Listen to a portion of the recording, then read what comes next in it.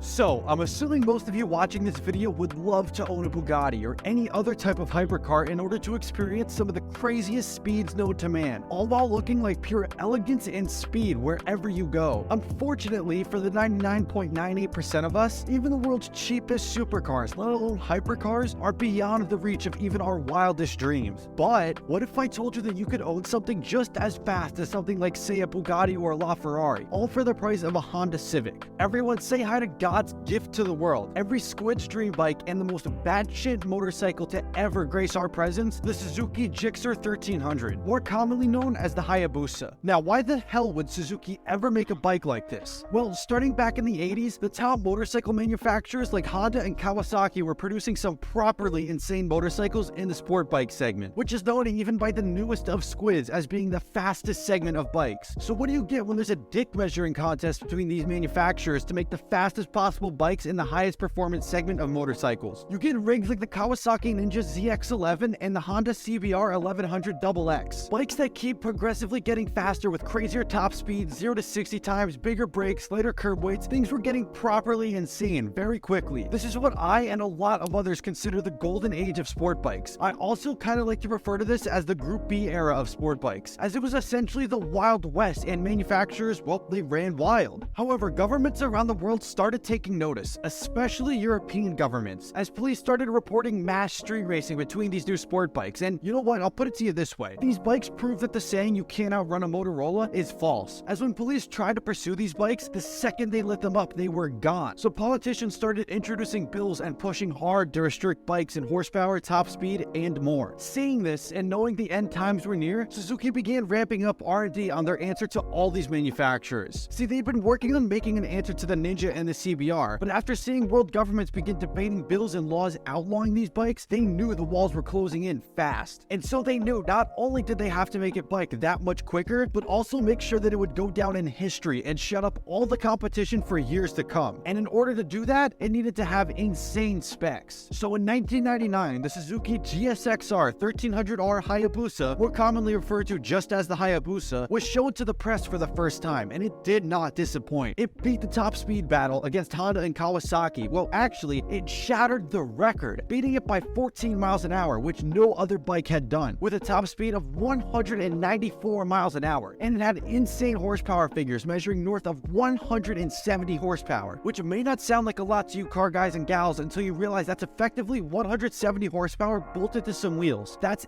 it. These things weigh practically nothing, so 170 horsepower is beyond crazy. Even more crazy is the engine itself sounds like it's ripped right out of a performance hatchback and bolted onto a motorcycle, as it uses a 1.3 liter 4-cylinder with 16 valves and dual overhead cams, which is just absolutely wild. But it keeps getting better, as even the design of the bike was wild. I mean, it looks brand new. Like, if Suzuki announced this exact bike today, people would just be like, yeah, that makes sense. But this was in 1999, more than 2 decades ago. It's so wild. Even the name is awesome, as the name Hayabusa in Japanese means peregrine falcon, which, if you don't know, is known as being the fastest animal on the planet, capable of reaching speeds north of 200 miles an hour. Now, when Kawasaki got wind of this, they were not happy, to say the least, and allegedly began research and development on an even crazier bike, the ZX12R, which is going to be better in every way than the Hayabusa. However, not only did Suzuki get wind of this, but so did the EU, who were preparing to outright ban the import of sport bikes altogether. Once Kawasaki, Suzuki, Honda, Yamaha, and more learned of that, they all brokered a deal between them, and big European sport bike brands as well, like Ducati, to limit the top speeds of all their sport bikes to 186 miles an hour. Now, they would have involved the Americans, but I highly doubt there's even the faintest of dreams that a Harley would even come close to reaching that type of speed. There's a reason they call them hogs. Anyways, with that, the first gen Hayabusa, along with every other performance sport bike, got a speed governor installed for the 2001 model year, and with that, the top speed wars were over. However, the insanity was only just beginning. Now, the first gen Hayabusa went largely unchanged up until around 2007, getting minor refreshes and updates throughout the years. However, for the 2008 model year, Suzuki debuted the second gen Hayabusa, and holy hell was it something. This looks like it was crafted by angels and blessed by every religion's god. Most people, myself included, didn't think it could get any better than the first gen Hayabusa, but apparently we were wrong, as this second gen will forever be my favorite. Its design may have been striking, but the bike as a whole, honestly, it remained largely unchanged. The engine got minor tweaks and revisions mechanically, like getting lighter pistons and an entirely new valve system. It was mostly on the tuning front where changes were made with the fuel injection and timing overall to help squeeze a further 20 horsepower out of this 1.3-liter four-cylinder. This meant that when you rode this thing, you had 190 horsepower strapped between your legs as you went from 0 to 60 in 2.77 seconds. Keep in mind, this isn't electric, and this wasn't just announced today. This is a gas-powered, naturally aspirated motorcycle from 2008. That is insane. Now, obviously at first, the bike wasn't selling too hot. As well, the world economy was kind of tanking harder than the Houston Texans. But once the economy began to recover, people could not get enough of these bikes, and who could blame them? You have a bike that can far exceed cars that even back then cost millions of dollars, all for the same price as a bare-bones econo-box. Who the hell could say no to that? Now, like I said before, aside from what I just mentioned, not a whole lot changed from the first gen to the second gen, and this second gen lasted a while, all the way up to the 2020 model year. Now, some may say it's because Suzuki was lazy or wanted to save money, but this is the one time I don't think a big corporation was just cutting corners. I really and honestly believe that the Hayabusa was so good in every aspect, acceleration, handling, body design, and more, that it hit the ceiling on debut. And with the gentleman's agreement still in effect up until pretty recently, there wasn't really a chance for the top speed to be improved at all. Now, the jump from the second gen Hayabusa to the third gen, well, there's even less to touch on, as the bike kept essentially the exact same engine. It makes 190 horsepower, has the same limited top speed, and yeah, that's about it. But that doesn't mean that there's absolutely nothing, as this bike does have new brakes, specifically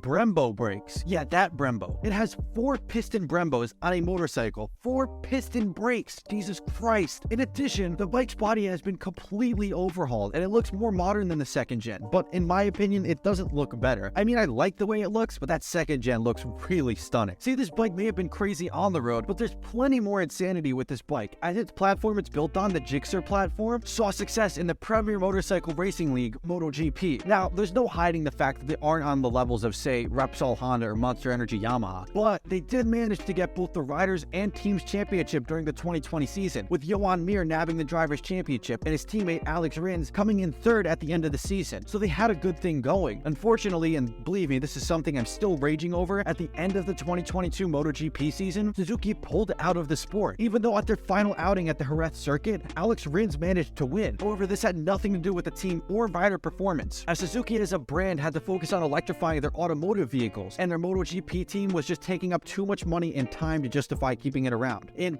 actually, as I'm writing this script, Alex Rins just won at COTA. Anyways, that's not the only racing this bike has been in, as there are heaps of race cars, yes, cars, that use the Hayabusa's engine, stuff like Hayabusa Swap Smart Cars and more. But the coolest application has to be the Radical RS8, a race car that uses the Hayabusa's block and basic design and bolts 2 blocks together to create a 2.8-liter V8 that's good for 455 horsepower. And honestly, the Hayabusa even as a street bike is insane, as there are documented speed records of them reaching 270 plus on street tires. That's actually crazy. Now, if I'm honest, the recent history of the Hayabusa has been a bit dull, and it's a shame, as this bike is everyone's dream bike. This was the poster bike for me growing up. However, there may be some good news, but this may kind of be a stretch, so please just stick with. A little while back, Kawasaki broke the gentleman's agreement and dropped something that blows the Hayabusa out of the water. They dropped the Ninja H2, a supercharged 4-cylinder motorcycle capable of reaching speeds of up to 220 miles an hour, with its race variant cousin, the H2R, being documented of reaching 250 plus. It's been a little while, but maybe, just maybe, fingers crossed, we could be entering a new Japanese speed war, minus Honda. Well, I really hope so, at least.